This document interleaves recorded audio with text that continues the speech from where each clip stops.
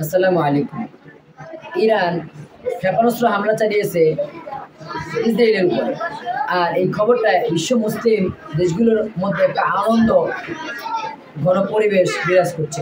কারণ ইসরায়েল বহুত বছর যাবৎ মুসলিমদের উপর জুলুম অত্যাচার নির্যাতন করে আসছে এবং তারা এই ফিলিস্তিন দখল করে মুসলিমদের উপরে যে অমানবিক নির্যাতন চালিয়েছে এর জবাব হিসেবেই ইরান এই পদক্ষেপ নিয়েছে বলে ইরান জানিয়েছে। এবং ইরান এও বলেছে যে ইসরায়েল যদি পাল্টা হামলা করার চেষ্টা করে তাহলে ইসরায়েলকে কঠোর পুনর্নির্মাণ করতে হবে।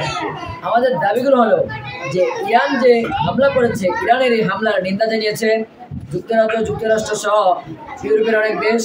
তবে আসার কথা হলো মুসলিম দেশগুলো এখন পর্যন্ত ইরানের পক্ষ রয়েছে। এই পক্ষ থাকা জোরালোভাবে থাকতে হবে এবং মুসলিম দেশগুলো ইরানকে সমর্থন দিতে হবে এবং প্রয়োজনে অস্ত্র বা গোলা বারুদের সহযোগিতা করতে হবে।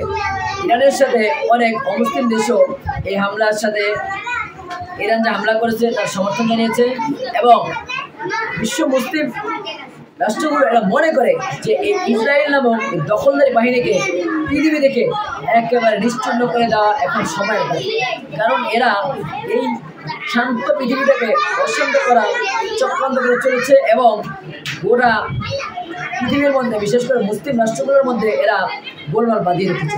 সুতরাং এই দখলদার ইসরায়েলকে পৃথিবীর মাটি থেকে নিশ্চিহ্ন করে দেওয়া এখন সময়ের দাবি এবং প্রত্যেক মুসলিম রাষ্ট্র ইরানের পাশে দাঁড়ানো উচিত এবং যথাসাধ্য তাদেরকে গোলা বারুদ এবং অস্ত্র দিয়ে সহযোগিতা করা উচিত এবং জাতিসংঘকে এ ব্যাপারে কোণঠাসা করতে হবে।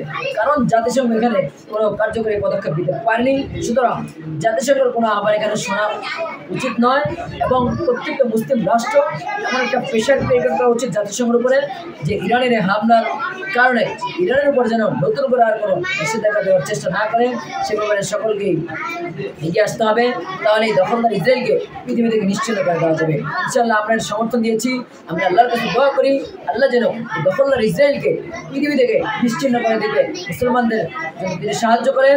যেমন তিনি বদরের যুদ্ধে মুসলিমদের সাহায্য করেছেন তেমন তিনি ইরানকে সেভাবে সাহায্য করে এই দখলদার ইসরায়েলকে পৃথিবী থেকে নিশ্চিন্ন করে দেবো আমরা আশা রাখি। আসসালামু আলাইকুম।